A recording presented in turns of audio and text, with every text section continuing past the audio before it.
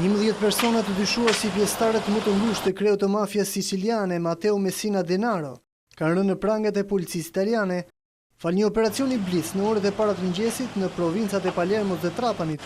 Uniformat blu kanë vënë në pranga pjesëtarët e këtij grupi mafioz. Në së ndaluarve është dhe Vito Gondola, 77 vjeç, dikur kreu i djathtë i Totorinës në vitet 70. Ajo arrestua në orën 4 të mëngjesit pas rreth 4 vjet ndjekje. Sipas policisë, grupi mafioz përdorte një sistem komunikimi të koduar me gjuhën e fermës. Ky lloj komunikimi përdorri edhe në takimet e drejtpërdrejta, por dhe në ato telefonike.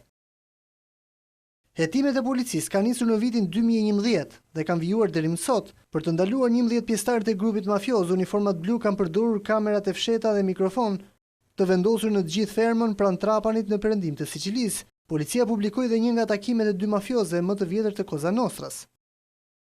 Pavarësisht këtij operacioni, policia bën me dije se nuk ka ende informacion se ku mund të jetë i fshehur Matteo Messina Denaro. Kjo është fotoja e tij e fundit, e cila i përket viteve 90. Denaro konsiderohet si pasuesi i Totorinos dhe Bernardo Provencianos, të cilët po vuajnë dënimin me burgim përjetshëm. Operacioni në Itali është përshëndetur dhe nga kryeministri Matteo Renzi. Përmes një komenti në Facebook, ai falenderon policinë për këtë goditje që i është bërë mafia siciliane Cosa Nostra dhe krimit të organizuar në përgjithësi.